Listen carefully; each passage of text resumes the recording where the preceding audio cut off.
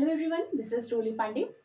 कल की क्लास में हमने बाल्यावस्था मतलब चाइल्डहुड जो डेवलपमेंट की ये वाली स्टेज है उसको कंप्लीट किया था। आज हम स्टार्ट करके करेंगे आपका एडोलेसेंस किशोरावस्था, जो कि है 12 से 18 वर्ष तक। ये आपका मोस्ट इंपॉर्टेंट टॉपिक है। इतनी बाकी की सारी जो स्टेजेस थी वो भी मतलब थी इंपॉर्टेंट, लेकिन केवीएस हो चाहे सीटेड, दोनों में ही जैसे सीटेड जो प्रेफरेंस देता है वो भी एनसीईआरटी को देता है और केवीएस भी जो प्रेफरेंस देता है वो एनसीईआरटी को देता है।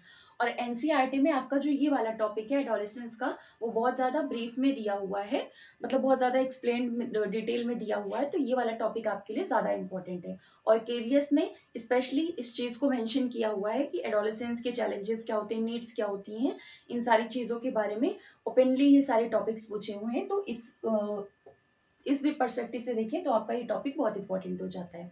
तो स्टार्ट करते हैं। एडोलेसेंस जो कि है 12 से 18 वर्ष तक। इसको भी चाइल्डहुड की तरह कुछ साइकोलॉजिस्ट जो हैं उन्होंने दो भागों में बांटा हुआ है, एक अर्ली एडोलेसेंस और एक लेट एडोलेसेंस। पर कुछ साइकोलॉजिस्ट ऐसे हैं जिन्होंने एडोलेसेंस को बहुत ज़्यादा डीप में रिसर्च करके इसको 3 भाग में डिवाइड किया है, जो कि है अर्ली, मिडिल और लेट। तो मेनली जो हमारा फोकस रहेगा वो अर्ली और लेट के हिसाब से ही रहेगा, लेकिन स्टेजेस क्या क्या होती है, मतलब किस वर्ष से किस वर्ष तक आपका अर्ली, मिडिल और लेट एडोलेसेंस आता है, ये मैं आपको बता दूंगी। तो सबसे पहले किशोरावस्था को समझ लेते हैं। जो ये किशोरावस्था शब्द है वो एक लैटिन वर्ड है, एडोलसेयर, वहां से लिया गया है। एडोलसेयर, यहाँ इस लैटिन वर्ड से एडोलेसेंस लिया गया है, जिसका मतलब क्या होता है, टू ग्रो इनटू मेच्योरिटी, मतलब कि परिपक्वता की तरफ बढ़ना, यही होता है एडोलेसेयर। और जो आपका एडोलेसेंस है इसका भी मतलब यही होता है कि एडोलेसेंस में आने पर आपकी लगभग जो मेच्योरिटी है, हाईएस्ट पीक की जो मेच्योरिटी है आपकी, ग्रेट एक्सटेंट मतलब लगभग मैक्सिमम आपकी हो जाती है एडोलेसेंस की स्टेज में। तो मेच्योरिटी लगभग इंसान पा जाता है, जो बच्चा है वो लगभग मैच्योर हो जाता है एडोलेसेंस में। तो इस वजह से टू ग्रो इनटू मैच्योरिटी और एडोलेसेंट से ये वर्ड हमारा लिया गया एडोलेसेंस। ठीक है। अब अलग अलग जो साइकोलॉजिस्ट हैं उनके अलग अलग विचार हैं इस स्टेज को लेकर के, और हर साइकोलॉजिस्ट ने अपना इंटरेस्ट इस स्टेज में दिखाया है और उस पर डीप रिसर्च वगैरह की है। सबसे पहले अगर किलपैट्रिक की बात करें तो उन्होंने एडोलेसेंस को जितने भी स्टेजेस होती हैं, बाल्यावस्था है, इन्फेंसी है, एडल्टहुड है, सारी ही अवस्थाओं में जो सबसे कठिन काल, जो सबसे डिफिकल्ट पीरियड बताया है वो बताया है एडोलेसेंस को। तो मोस्ट डिफिकल्ट पीरियड ये किसने बताया है, किलपैट्रिक ने बताया है। तो ऐसा आपका कोई भी क्वेश्चन है जिसमें हाईलाइट है ये वर्ड मोस्ट डिफिकल्ट पीरियड इनके द्वारा बताया गया है, तो वो आपका कौन होंगे, किलपैट्रिक होंगे। दूसरे साइकोलॉजिस्ट की बात करें जो कि है रॉस, इन्होंने क्या बताया है किशोरावस्था को, कि ये रिकरेंस है। कौन सी स्टेज का, इन्फेंसी। इन्होंने बोला है कि शैशवावस्था का जो रिकरेंस है, मतलब कि पुनर्जागरण, मतलब कि ये चीज दोबारा जब होती है, रिकरेंस, कोई चीज होना मतलब रिकरेंस करेंस, और वो चीज दोबारा होती है तो वो हो गया रिकरेंस। तो इन्होंने क्या बोला है, रॉस ने कहा है कि इन्फेंसी का जो दोहराव है वही है किशोरावस्था। तो ये हो गया आपका। फिर बात करें जीन पियाजे की, तो जीन पियाजे ने बोला है कि ये एक ऐसा समय है जिसमें कि जितने भी महान आदर्श हैं या जितनी भी वास्तविकताएं हैं उन सब से बच्चों का अनुकूलन कराना चाहिए, मतलब कि इन सारी चीजों से बच्चों को अडॉप्ट कराना चाहिए, जिससे बच्चे का जो फ्यूचर है वो अच्छा हो सके, या फिर फ्यूचर में उसके अंदर महान आदर्श स्थापित हो सके और वो सारी की सारी वास्तविकताएं ही उनसे अवगत रहे। जब उसको सारी रियलिटी हर चीज की पता हो, मतलब वास्तविकताएं मतलब जो साइंटिफिक चीजें हैं, तो साइंटिफिक चीजों के बारे में अगर इस एज में उसको ज्यादा से ज्यादा पता होगा, उसे अडॉप्ट करेगा, तो क्या होगा, जब वो फ्यूचर में एडल्टहुड में उसकी जो नॉलेज है या फिर जो कॉग्निटिव डेवलपमेंट है वो मोस्टली ग्रेट एक्सटेंट तक हो जाएगा। या फिर जब उसका एडल्टहुड आएगा तो वो ज्यादा से ज्यादा चीजों से अवगत रहेगा, रूढ़िवादी चीजें हैं या इन सब चीजों में, या फिर जो ऐसे कुछ ऐसे सोशल ट्रेडिशंस वगैरह होते हैं जो कि रूढ़िवादिताओं पे होते हैं, तो उनको वो बिलीव नहीं करेगा और वो वास्तविकता जानता रहेगा। महान आदर्श रहेंगे अगर उसके अंदर, तो उन आदर्शों के आधार पर वो एडल्टहुड में देश के लिए अच्छा से अच्छा सर्व कर सकता है। तो इस वजह से जीन पियाजे ने क्या बोला है कि ये एक ऐसा समय है जिसमें महान आदर्श और वास्तविकताओं से अनुकूलन बच्चे का कराना चाहिए। तो ये एडाप्टेशन टाइम है महान आदर्शों और वास्तविकताओं को पाने का। ये किसने बोला है? जीन पियाजे ने बोला है। अब इसके लिए एक बहुत मोस्ट इंपॉर्टेंट बात आती है, या फिर आप इसको एक डेफिनेशन की तरह भी ले सकते हैं कि जो एडोलेसेंस होती है, किशोरावस्था होती है, उसमें बच्चा ना ही बाल्यावस्था में रह जाता है, ना ही बच्चा रहता है, और ना ही वो पूरा एडल्ट हुआ रहता है। तो ये कौन सा टाइम होता है? ट्रांजिशनल पीरियड होता है, संक्रमण काल होता है। किसके किसके बीच में? चाइल्डहुड और एडल्टहुड। चाइल्डहुड और एडल्टहुड, इन दोनों ही पीरियड्स का ट्रांजिशनल पीरियड होता है क्या? एडोलेसेंस, क्योंकि उसके अंदर चाइल्डहुड वाली वृत्तियां भी पाई जाती हैं और एडल्टहुड वाली वृत्तियां भी पाई जाती हैं, या फिर वो चाइल्डहुड से एडल्टहुड की तरफ बढ़ रहा होता है, तो इसलिए भी इसको ट्रांजिशनल पीरियड कहा जाता है। किसको? किशोरावस्था को। ठीक है। फिर नेक्स्ट पॉइंट है, इसको संघर्ष का काल भी कहा जाता है या संघर्षी वर्ष भी कहा जाता है, क्योंकि इस एज में बच्चों को अपने पेरेंट्स से, सोसाइटी से, हर एक चीज़ों से उनको संघर्ष करना पड़ता है, क्योंकि इस एज में वो कुछ हद तक अपनी जो विचारधाराएं हैं या फिर थॉट्स वगैरह हैं उनको डेवलप कर लेते हैं। तो उनको लगता है कि वो सही है और जो भी उनको सोसाइटी उनसे करवा रही है वो चीज़ गलत है, या फिर उनके पेरेंट्स जो उनसे बोल रहे हैं उनसे गलत है। वो इंडिपेंडेंसी वाली चीज़ इस स्टेज में बच्चे के अंदर ज़्यादा आ जाती है, तो इसी वजह से उनको पेरेंट्स से संघर्ष करना पड़ता है या फिर समाज से संघर्ष करना पड़ता है। तो इसी वजह से इसको स्टॉर्मिंग एज कहा जाता है।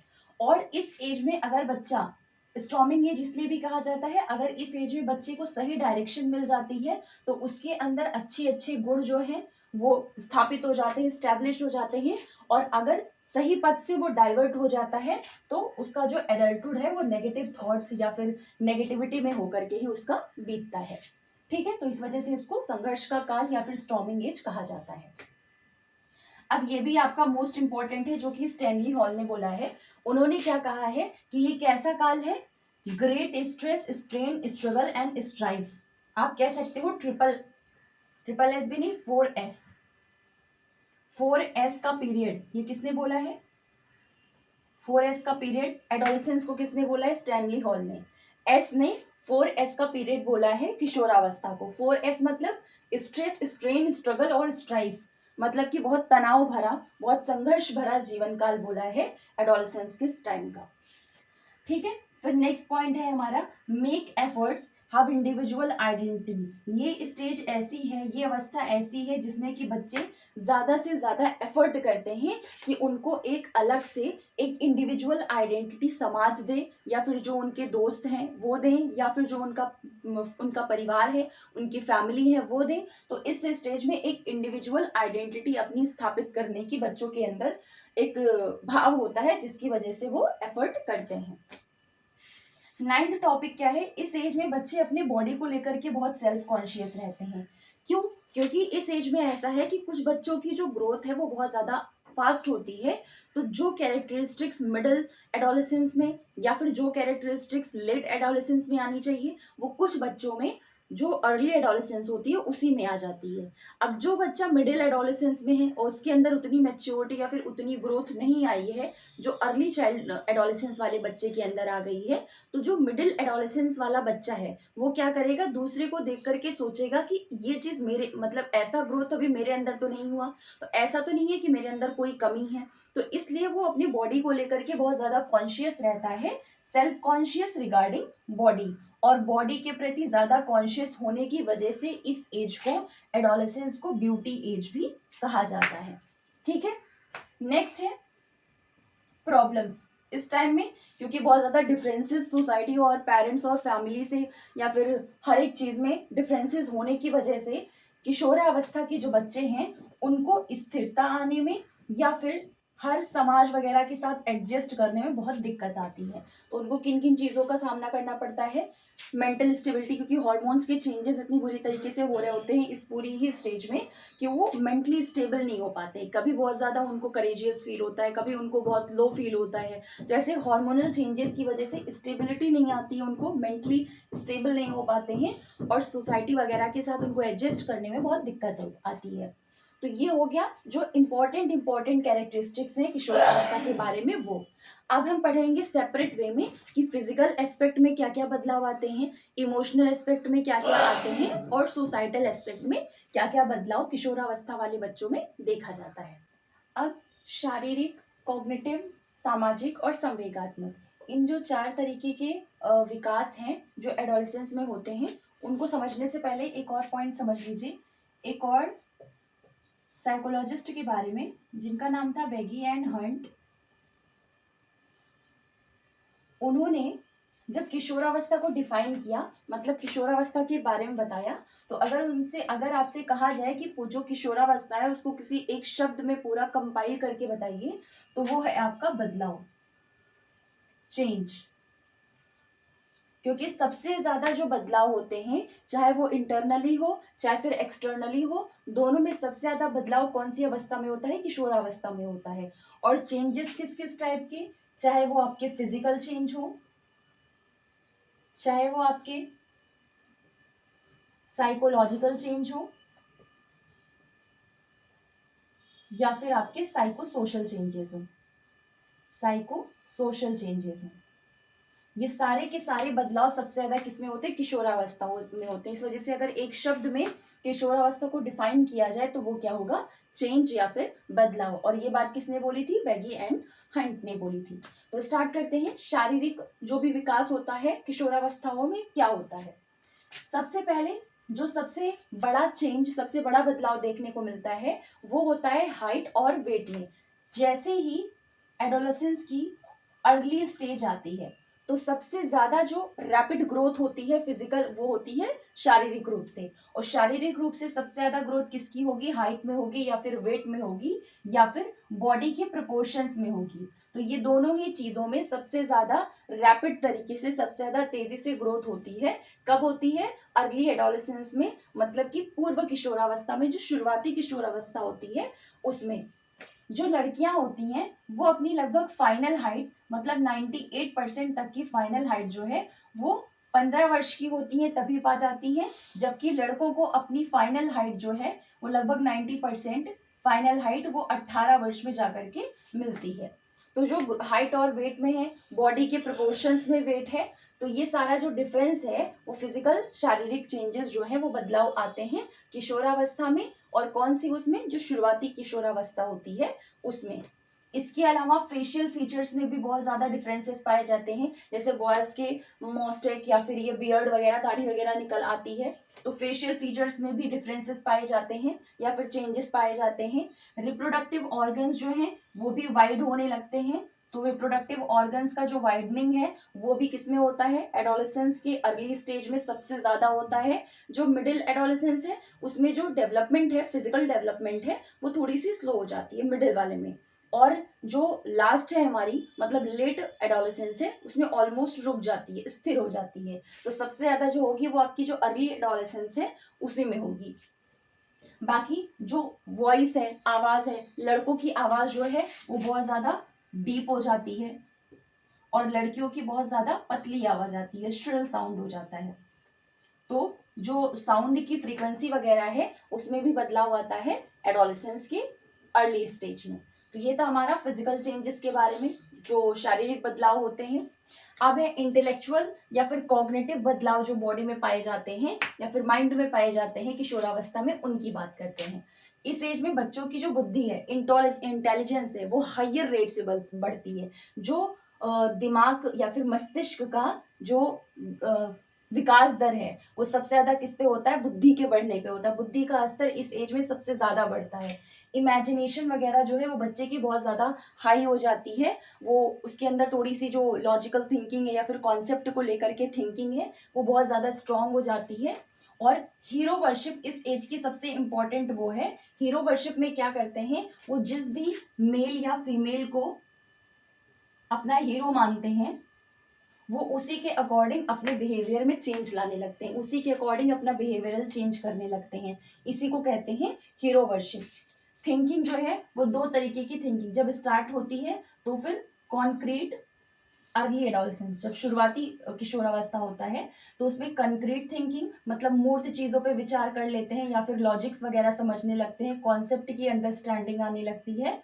और जैसे ही मिडिल और लेट एडोलेसेंट में पहुंचते हैं तो उनके अंदर अब्स्ट्रैक्ट थिंकिंग जो है वो बहुत ज्यादा स्ट्रांग हो जाती है। होती अर्ली स्टेज में भी है, लेकिन शुरुआत हो रही होती है अब्स्ट्रैक्ट थिंकिंग, अमूर्त विचार की शुरुआत होती है बस केवल अर्ली किशोरावस्था में, मतलब शुरुआती किशोरावस्था में। लेकिन जब मिडिल और लेट किशोरावस्था आती है तो उस टाइम में उनके अंदर जो अमूर्त विचार हैं वो अच्छे से डेवलप हो जाते हैं। तो ये था इंटेलेक्चुअल डेवलपमेंट किशोरावस्था में किस तरीके से होता है।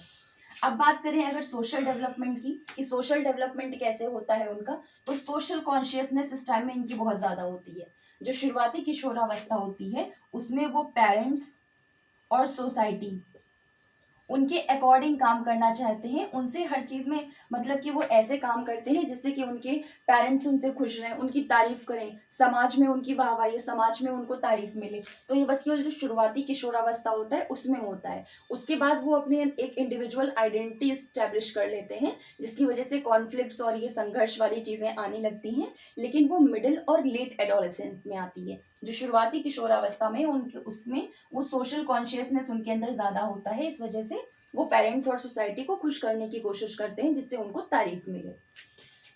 ग्रुप लॉयल्टी बहुत होती है इस स्टेज में। जैसे ही मिडिल चाइल्डहुड आता है उनकी जो फ्रेंडशिप है वो बहुत ज्यादा स्ट्रांग हो जाती है, और वो ग्रुप में जिस ग्रुप में रहना चाहते हैं उस ग्रुप में रहने के लिए जैसा ग्रुप उनसे मांग करता है, जिस बिहेवियर का और जिस भी चेंज का, तो वो उसी अकॉर्डिंग खुद को ढालने की भी कोशिश करते हैं जिससे उस ग्रुप में उनको हिस्सा मिले। तो इससे क्या मतलब है कि वो अपने ग्रुप के प्रति बहुत ज्यादा लॉयल हो जाते हैं मिडिल और लेट एडोलेसेंट में। सोशल सर्विस वगैरह की भी चीजें जो हैं वो एडोलेसेंट वाली एज में बच्चों में काफी हद तक डेवलप हो जाती है। बात करें अगर इमोशनल डेवलपमेंट की, तो बहुत सारी ऐसी चेंजेस हैं जो बच्चों में बाहर से देखने पे नहीं पता चल सकती, मतलब फिजिकली अगर हम ऑब्जर्व करें तो हमको नहीं पता चलेगा कि किसी तरीके का कोई बदलाव हुआ। लेकिन इंटरनली हार्मोनल चेंजेस की वजह से इनके अंदर इतने ज्यादा चेंजेस होते हैं कि ये सोशली भी इफेक्ट होते हैं, मतलब उनका वो वाला जो इंटरनली चेंज है इमोशनल से रिलेटेड, इमोशंस से रिलेटेड, वो उनके व्यवहार को भी प्रभावित करता है, समाज में रहते हैं समाज को भी प्रभावित करता है, जो उनके एल्डर्स हैं या पेरेंट्स हैं वो भी उससे प्रभावित होते हैं। तो बहुत सारे ऐसे बदलाव होते हैं इमोशनल लेवल पे जो कि फिजिकली आप देख करके ऑब्जर्व नहीं कर सकते हो, लेकिन वो बिहेवियरली और सोशली चीजों को प्रभावित करते हैं। इस एज में इमोशंस बिल्कुल हाई उस पे होते हैं। अगर उनको गुस्सा आता है तो बहुत तेज से गुस्सा आएगा, उनको रोना आएगा तो बिल्कुल ऐसे रोना आएगा कंट्रोल नहीं कर पाएंगे, और इतना ज्यादा गुस्सा होगा कि वो घर छोड़ने की बातें करने लगेंगे। तो ये सारी मतलब हाइटेंड इमोशन इस टाइम पे होते हैं, जो अर्ली एडोलेसेंस होती है, मिडिल एडोलेसेंस होती है उसमें। धीरे धीरे जब लेट एडोलेसेंस में जाते हैं तो मेच्योरिटी बहुत ज्यादा आने की वजह से थोड़ी बहुत इमोशंस में स्टेबिलिटी आ जाती है, लेकिन अर्ली और मिडिल एडोलेसेंस में अच्छा खासा इमोशन उनका एक्सटेंड पे रहता है। और जब हाइटेंड इमोशन रहेगा किसी भी चीज में, चाहे वो पॉजिटिव हो चाहे नेगेटिव, तो इससे क्या होगा उनके अंदर हाई डिग्री ऑफ इनस्टेबिलिटी, अस्थिरता देखने को मिलती है। तो ये हो गया हमारा इमोशनल चेंज। तो ये था एडोलेसेंस के बारे में, फिजिकल, इंटेलेक्चुअल, सोशल और इमोशनल चेंज। अब हम देखते हैं कि जो अर्ली और लेट है या फिर मिडिल एडोलेसेंस है उनकी एजेस कितनी कितनी होती हैं, और उसके बाद देखेंगे कि इस टाइम में कौन कौन सी कैरेक्टरिस्टिक्स एडोलेसेंस में पाई जाती है, या फिर कौन कौन से चैलेंजेस बच्चों को फेस करने पड़ते हैं एडोलेसेंस की एज में। इससे पहले देख लेते हैं कि कितनी वर्ष तक ये होती है। तो किशोरावस्था की जब दो भागों में बांटा जाता है, किशोरावस्था को जब दो भागों में बांटा जाता है, दो भाग मतलब एक अर्ली और लेट, तब इनका वर्ष कितना होता है, जो 13 से 16 है, 13 से 16 वर्ष तक अर्ली एडोलेसेंट को माना जाता है, और 17 से 21 वर्ष तक, 17 से 21 वर्ष तक ये माना जाता है लेट एडोलेसेंट को या फिर उत्तर किशोरावस्था को। और जब इसको तीन भागों में विभाजित किया जाता है तो जो पहली अवस्था होती है शुरुआत वाली उसको अर्ली एडोलेसेंस या कह सकते हैं कि पूर्व किशोरावस्था। तो जो पूर्व किशोरावस्था होती है वो 10 से 14 वर्ष तक होती है। मध्य किशोरावस्था मिडिल एडोलेसेंस की बात करें तो वो होती है 15 से 17 वर्ष तक। और अगर लेट एडोलेसेंट की बात करें, उत्तर किशोरावस्था की बात करें, तो वो 18-19 साल मतलब 2 वर्ष की होती है। मतलब जब इसमें कहें तो ये 4 वर्ष तक, जो शुरुआती है वो 4 वर्ष लेती है, जो मिडिल वाली है वो 3 वर्ष लेती है, और जो लास्ट वाली है वो 2 वर्ष लेती है। तो आप इस तरीके से ऐसे याद करने के लिए इस तरीके से ले सकते हैं कि 4:3:1 के रेशियो में अर्ली, मिडिल और लेट एडोलेसेंस स्टेज डिवाइड होती है। ये भी एक इंपॉर्टेंट पॉइंट है जो कि आपका एनसीईआरटी में दिया हुआ है। WHO वर्ल्ड हेल्थ ऑर्गेनाइजेशन के हिसाब से जो एडोलेसेंट की एज बताई गई है वो बताई गई है 10 से 19 साल तक, मतलब 10 वर्ष से 19 वर्ष तक का जो समय है वो WHO ने माना है एडोलेसेंस का या फिर किशोरावस्था का। अब एक इंपॉर्टेंट पॉइंट यहाँ पे आपका ये है, इसको भी कहीं नोट कर लीजिएगा। ये अलग से पूछा जाता है आपका कि नीड ऑफ एडोलेसेंस, मतलब कि किशोरावस्था में बच्चे की जरूरतें क्या क्या होती हैं। तो इनको इस तरीके से याद रखिएगा, BEIP, ये मोस्ट इंपॉर्टेंट है, इसको ध्यान रखिएगा। क्वेश्चंस इसमें से घुमा फिरा के बहुत सारे पूछे जा सकते हैं। सबसे पहले अगर बी की बात करें तो बिलोंगिंग, मतलब कि जो किशोरावस्था की जरूरतें होती हैं उसमें सबसे पहले आता है बिलोंगिंग, मतलब कि अपनापन। जो किशोरावस्था के बच्चे होते हैं वो चाहते हैं कि उनको अपनाया जाए, उनकी सोच को अपनाया जाए, उनके विचारों को अपनाया जाए। और दूसरी चीज आती है ई फॉर इंजॉयमेंट। किशोरावस्था की जो दूसरी जरूरत होती है वो ये होती है कि उनको जिस भी चीज में इंजॉय, मतलब आनंद आता है, वो चीज उनको करने दी जाए। तो दूसरा हो गया ई आपका इंजॉयमेंट। तीसरा है इंटरेस्ट, जिस भी चीज में उनकी रुचि है, जिस भी चीज में उनका इंटरेस्ट है उसको समझा जाए और उसके हिसाब से उनको काम करने दिया जाए। और तीसरा है पी फॉर पावर, मतलब कि शक्ति। शक्ति का मतलब इंडिपेंडेंस, वो स्वतंत्रता चाहते हैं कि इस एज में उनको पावर दी जाए, उनको शक्ति दी जाए, उनको इंडिपेंडेंस दी जाए, जैसा वो करना चाहते हैं उनको अपने हिसाब से किया करने दिया जाए। तो ये जरूरतें होती हैं किस एज की, किशोरावस्था की। बिलोंगिंग, इंजॉयमेंट, इंटरेस्ट और पावर, आप ऐसे याद सकते हैं। जो बीप है वो जरूरत है किशोरावस्था की। चैलेंजेस में अगर फिजिकल चैलेंज की बात करें तो, क्योंकि इसको आप ऐसे रख लीजिए, ये एक विशेषता भी है, ग्रोथ स्पर्ट। जैसे ही बच्चे किशोरावस्था में प्रवेश करते हैं अचानक से ही उनकी हाइट में तेजी से वृद्धि होने लगती है। लड़कियों की जो शुरुआती है अर्ली एडोलेसेंस है उसमें लड़कियों का जो ग्रोथ स्पर्ट है वो सबसे ज्यादा होता है, और लड़कों का ग्रोथ स्पर्ट जो मिडिल चाइल्डहुड होता है उसमें जाकर के होता है, मिडिल या फिर लेट मिडिल या फिर लेट एडोलेसेंस में। तो ग्रोथ स्पर्ट जब हाइट और वेट में अचानक से तेजी से वृद्धि होने लगती है लड़कों में या लड़कियों में जो किशोरावस्था के हैं, तब उनको ग्रोथ स्पर्ट कहा जाता है। ये हो गई पहली विशेषता, और यही होता है पहला चैलेंज किसके लिए, किशोरों के लिए। क्योंकि हर एक बच्चे में अब जो पैटर्न है डेवलपमेंट का वो तो सब में सेम होगा, लेकिन हर एक बच्चा इंडिविजुअल डिफरेंसेस के कारण किसी में जो विकास की दर है वो बहुत तेज होती है, किसी में विकास की दर धीमी होती है।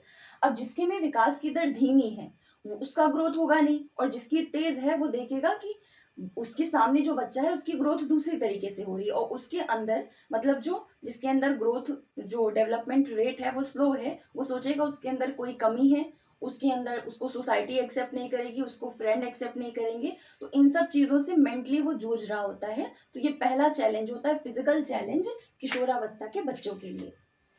Physical appearance decides self image, ये होता है इमोशनल चैलेंज।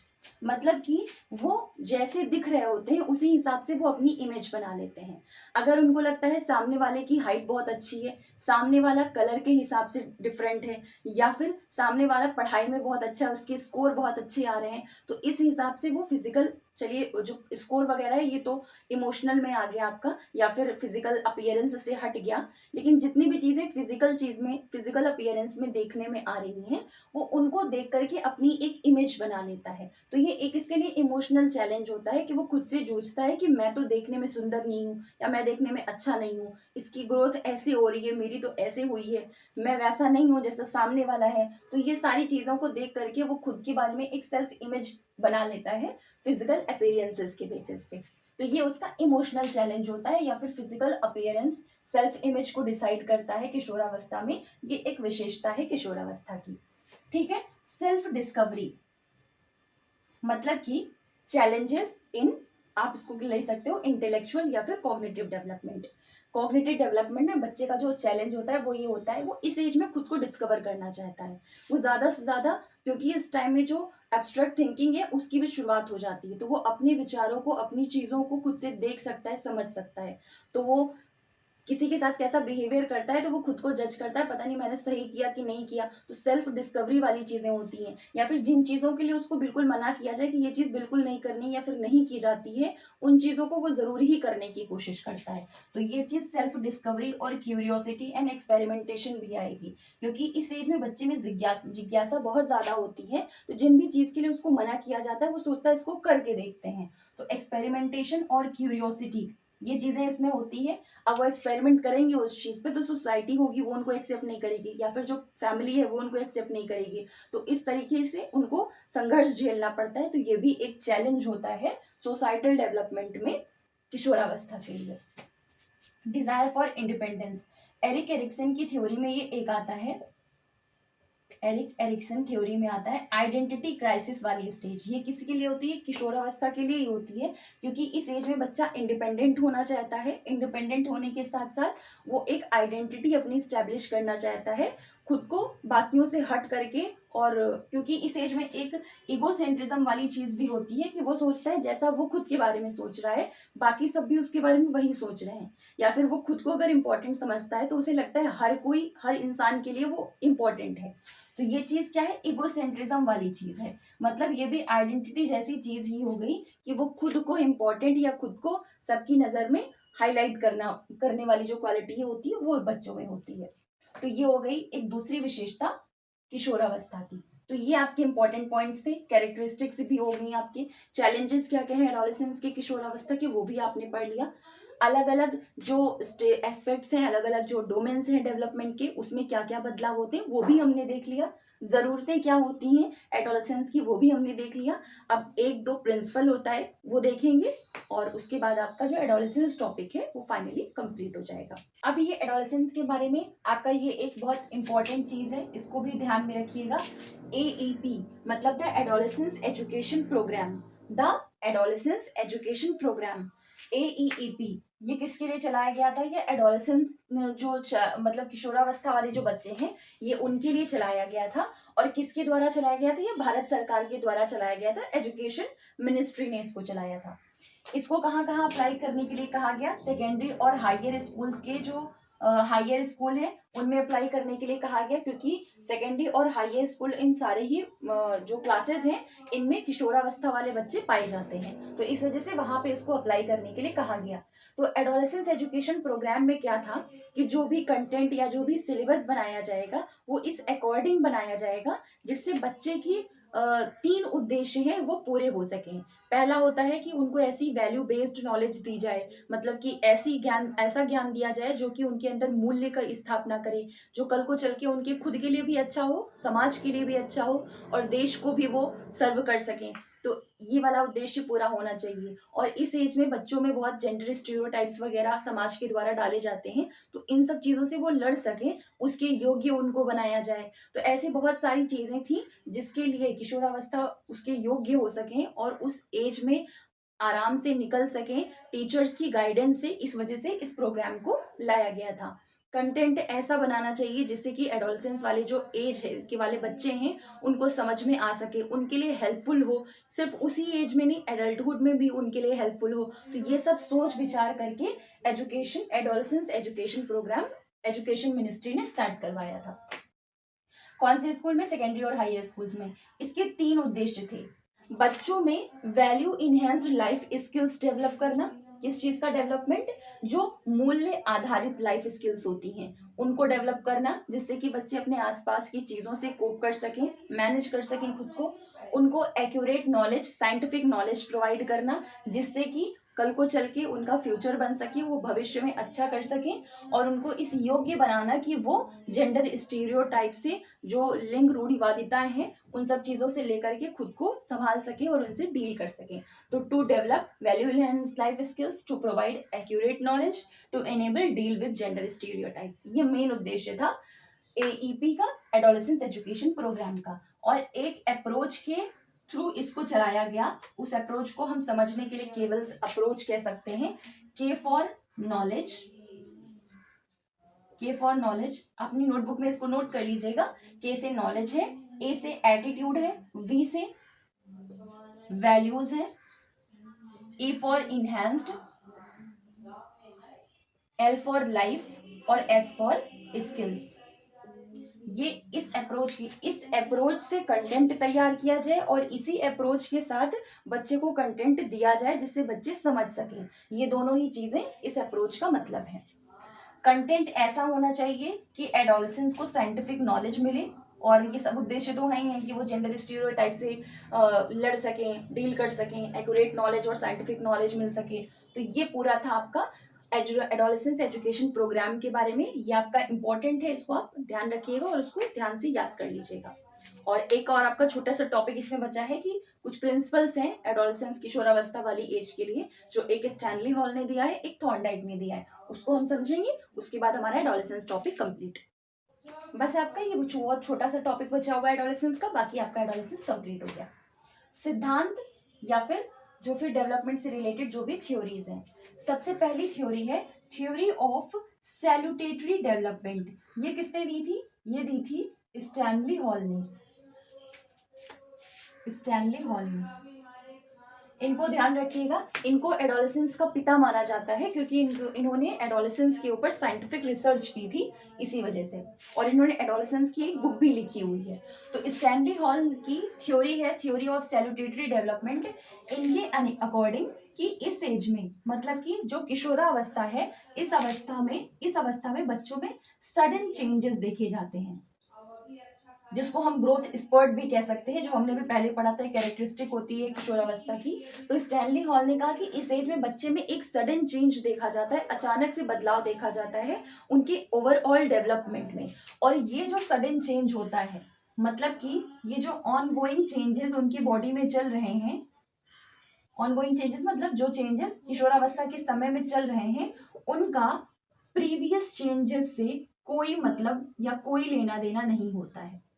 प्रीवियस चेंजेस से कोई लेना देना नहीं होता है, मतलब उनका कहने का मतलब है कि एडोलेसेंस में, किशोरावस्था में जो भी बदलाव सारे ही एस्पेक्ट्स में बच्चों में देखे जा रहे हैं, उनका चाइल्डहुड के बदलाव से या इन्फेंसी के बदलाव से कोई मतलब नहीं होता है। ये ऐसे सडन चेंजेस होते हैं जो उनमें हो रहे होते हैं, जिनका पहले से कोई भी किसी भी तरीके का लिंक नहीं होता है। तो ये थ्योरी किसने दी थी? स्टैनली हॉल ने दी थी। थ्योरी क्या है? Of सैल्यूटेटरी development.